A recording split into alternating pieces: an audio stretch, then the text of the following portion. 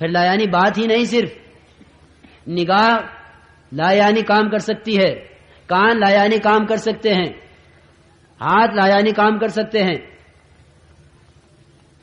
زبان کی لایانی کیا ہے؟ کہ وہ بولے جو یہاں بولنے کا جو یہاں بولنا نہیں ہے. ہم نکلے ہیں ایمان بنانے کے لیے، ایمان کے خلاف کوئی جملہ زبان سے نہ نکلے، ایمان کے خلاف کوئی جملہ زبان سے نہ نکلے. کہ وہ جملہ جو ایمان میں ضعف لائے گا، وہ جملہ اپنی مقام پر رہتے ہوئے ایمان میں اتنا ضعف نہ لاتا جتنا یہ ایمان کی محنت کے لیے نکلنے کے بعد ایمان میں ضعف لائے گا.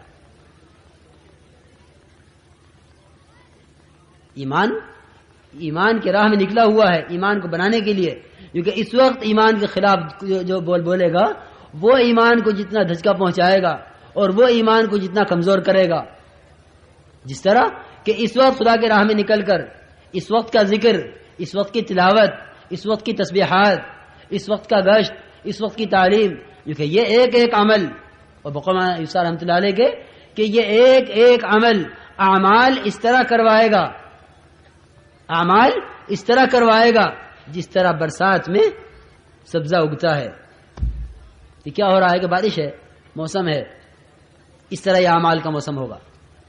کیونکہ اس وقت نکلنے کے زمانے میں تاجر کے ساتھ تجارت نہیں، کاشتکار کے ساتھ اس کی زراعت نہیں، اس کی کاشتکاری نہیں، ملازمت چھوڑ کر ہر آدمی چیزوں کے نقشے سے اعمال کی فضا میں آیا ہوا ہے، ہر آدمی چیزوں کے نقشے سے نکل کر اعمال کی فضا میں آیا ہوا ہے.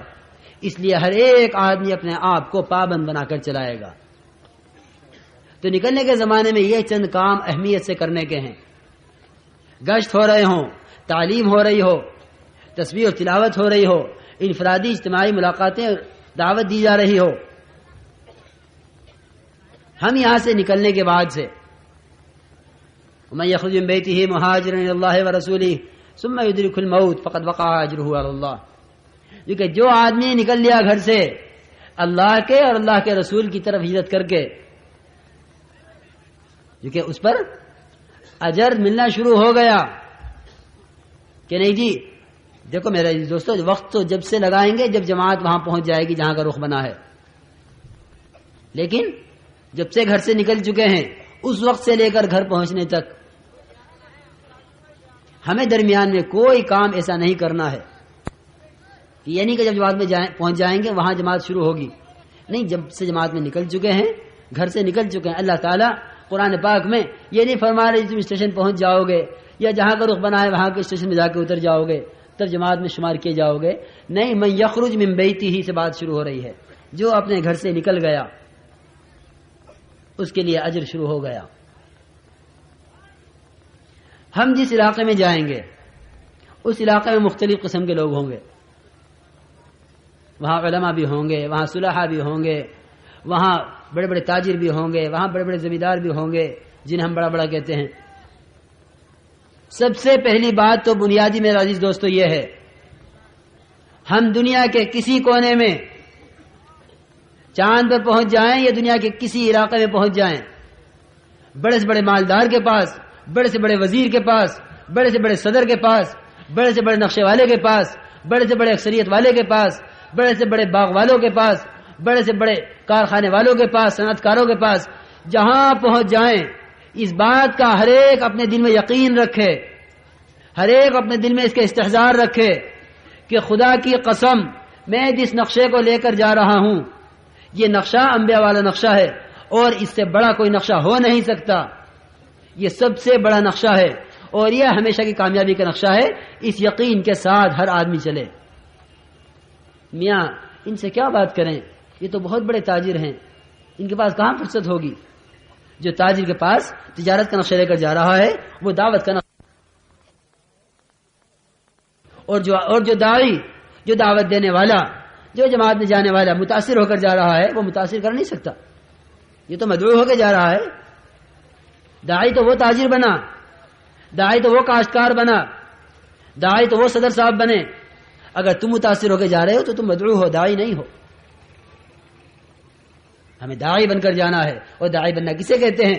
جو کہ داعی بننا اسے کہتے ہیں کہ قوم شعیب میں جاؤ تو ان کی تجارت کے خلاف، قوم سبا میں جاؤ تو ان کے باغات کے خلاف، قوم نوح میں جاؤ تو ان کی اکثریت کے خلاف، قوم سمود میں جاؤ تو ان کی صنعتوں کے خلاف، کیونکہ ہر ایک کے خلاف تم اپنا سب سے بڑا نقشہ لے کر جاؤ، کسی کے پاس اس کے نقشے سے متاثر ہو کے مت جانا۔ ہاں اتنی بات ضرور ہے کہ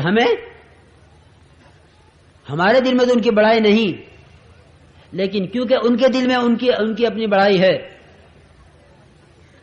ان کے دل میں ان کی اپنی بڑائی ہے، اگر ہم نے ان کی بڑائی کا لحاظ نہ کیا تو ہمارے دعوت کے دینے میں رکاوٹ بنے گی۔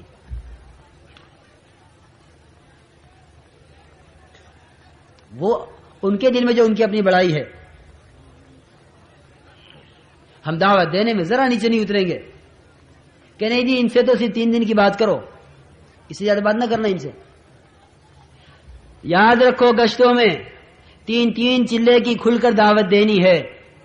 اگر اللہ اور اللہ کے رسول کا تعصب ڈال رہے ہو، اگر اپنی ذات کا تعصب ڈالنے گئے ہو تو اپنی ذات کے اس پہ تعصب ڈالو گے، اس کو سوچو کہ بھائی ان کو تو 3 دن کے لیے کہہ دینا ہی کافی ہے، اور یوں سوچو گے کہ جو آدمی بالکل فارغ ہوگا گھر سے، جس کے آگے پیچھے کوئی نہ ہو، جس کا کوئی کمائی دھندا کچھ نہ ہو، اس کو جا کے دعوت دے سکیں گے 3 چلے کی، لیکن اتنے مشغول آدمی سے ہم 3 چلے کیسے کہہ سکتے ہیں؟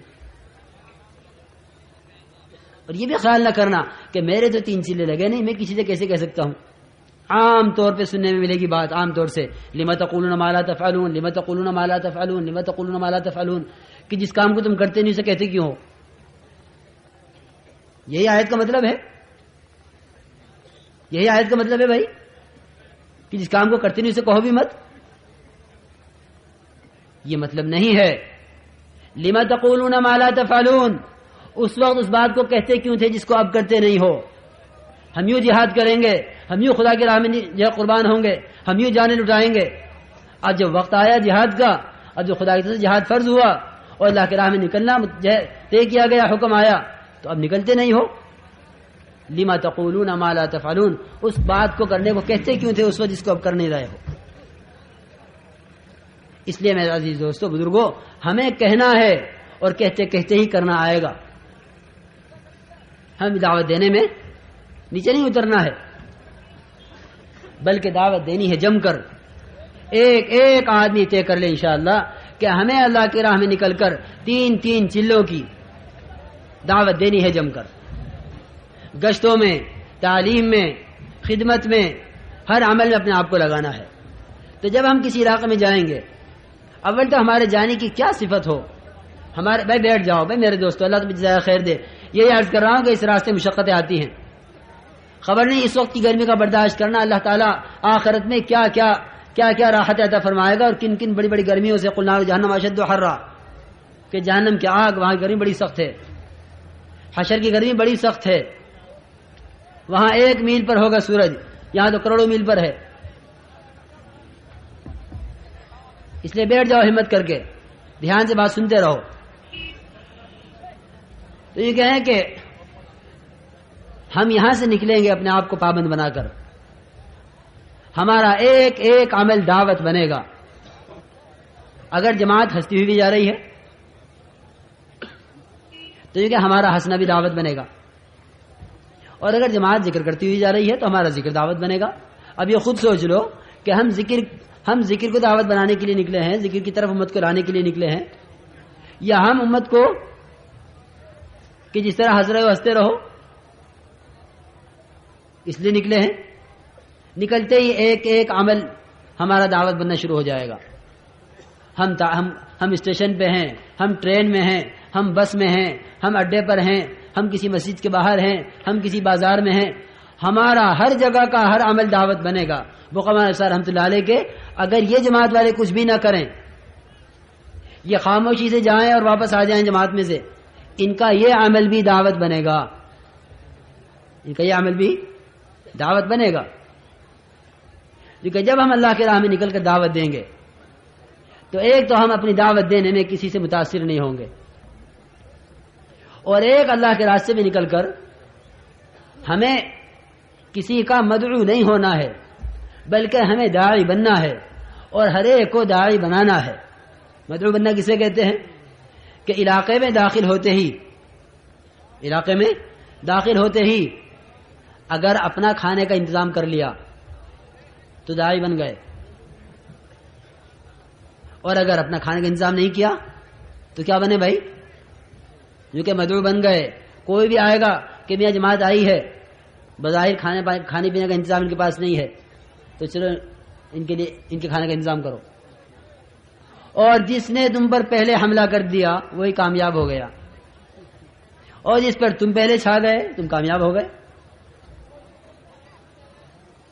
سب سے پہلے جاتی ہماری دعوت ہوگی کہ بتاؤ تین تین چلے کے لیے کون تیار ہے، بتاؤ ہمارا ساتھ دینے کے لیے کون تیار ہے۔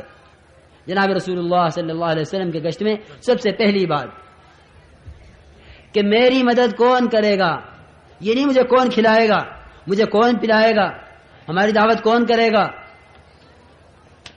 میں یؤمنی ہمیں ٹھکانہ کون دے گا، یعنی ہمیں ٹھکانہ، ہمیں آج ہم یوں کہیں کہ ہمیں ملاقاتیں کون کروائے گا، ہمیں مسجد میں رہ کر ہمارے ساتھ ان تقاضوں کو کون پورا کروائے گا۔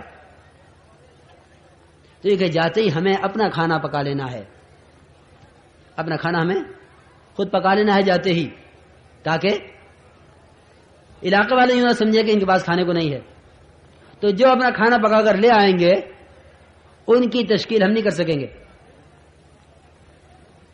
جب ان کی تشکیل کا وقت آئے گا وہ یوں کہیں گے کہ دیکھو ہماری بلی ہمیں ہی میاؤں، کیوں بھائی ہوگا نہیں، ہم نے تو انہیں کھانا کھلایا اور یہ ہماری تشکیل کر رہے۔ ہم داخل ہوتے ہی، اگر ہم نے داخل ہوتے ہی اپنا کھانا نہ بنایا، بھائی یہ کیا ہو رہا ہے، میرے دوستو بیٹھ جاؤ، اللہ جزائے خیر دے، بھائی ان کو بٹھائیے ذرا خوشامد کر کے، بھائی جو جہاں کھڑا ہے وہیں بٹھا دو۔ تو یہ کہیں کہ ہم جاتے ہی اپنا کھانا بنا لیں گے، خدمت کے ساتھ ہی جاتے ہی متعین کر لیں گے کہ بھائی یہ خدمت والے ہیں، جاتے ہی متعین کر لیں گے۔ اور جب کوئی آئے گا محلے والا کہ بھائی کھانا کر، ہمارا کھانا تیار ہے، پک رہا ہے، ہم تو تمہارا اس مقصد کے لیے آئے ہیں، تو ایک تو جاتے ہی اپنے آپ کو فارغ کر لینا ہے ان کے کھانوں سے، ان کے سامان سے۔ اور ایک میرے دوستو اسی میں سے یہ بھی ہے کہ کسی سے کسی چیز کا سوال نہ ہو، جو کہ جب کسی کا سوال کیا جاتا ہے تو سوال کرنے سے دل پھٹتے ہیں۔ ایک تو کسی کے کام آنا، اپنی چیز کسی کو دے دینا استعمال کے لیے، ایک ہے کسی سے سوال کرنا، آپس میں سوال ایک دوسرے سے، یہ بھی نہ ہو،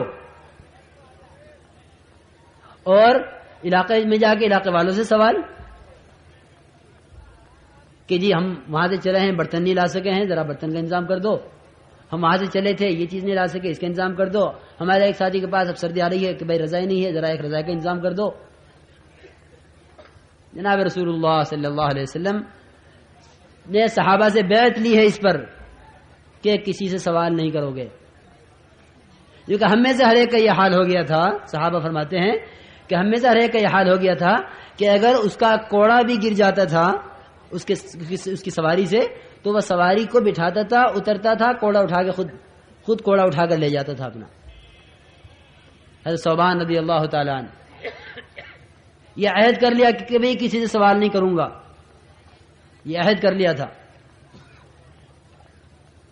یہ عہد کر لیا تھا کسی سے کبھی سوال نہیں کروں گا، کیونکہ اس عہد پر کوڑا ان کا گرتا تھا اور چلتے چلتے سواری کے اوپر بیٹھے ہوئے ہوتے تھے، کوڑا گرا تو نیچے کسی کے مونڈے پر گرا، کوڑا کسی کے مونڈے پر گرا، کہا کہ رہنے دو، میں نہیں کہتا کہ اٹھا کر دو، خود سواری سے اترتے تھے اور آ کر اس کے مونڈے سے کوڑا اٹھاتے تھے۔ روایت میں اسی طرح ہے کہ ہمیں سوال کرنے کو منع کیا ہے، کیونکہ وہ تھے جنہوں نے طے کیا تھا کسی سے سوال نہیں کرنا، ساری دنیا میں دعوت ان سے پہنچی ہے۔ قیصر اور کسریٰ جیسے مالدار اس پر زیر ہوئے ہیں کہ تم کسی سے سوال نہ کرو۔ کسی سوال نہ کرنے کا کیا مطلب ہے کہ جو کسی سوال نہیں کرتا اللہ اس کا کفیل ہوتا ہے۔ جو آدمی سوال کا دروازہ کھول لیتا ہے اس پر فقر کا دروازہ کھل جاتا ہے، اور جو آدمی غنا اختیار کر لیتا ہے اس پر اللہ تعالیٰ کی طرف سے مال کا دروازہ کھل جاتا ہے۔ ومن یستغنی یغنیہ اللہ. تم لوگوں کے پاس جو کچھ ہے اس سے جو ہے لاپرواہ ہو جاؤ تو اللہ تعالیٰ کے پاس جو کچھ ہے اللہ تعالیٰ اس کے دہانے تم پہ کھول دے گا. تو کسی سے کسی چیز کا سوال نہیں کرنا. میں آپ کی چیز استعمال کر لوں, میں آپ کا یہ لے لوں, میں ذرا یہ لے جاؤں, کیونکہ اس سے آپس میں دل پھٹیں گے. ہر ایک کی اپنی ضرورت کی چیز اپنے ساتھ ہونی چاہیے. اجتماعی چیز برتن ہیں, اجتماعی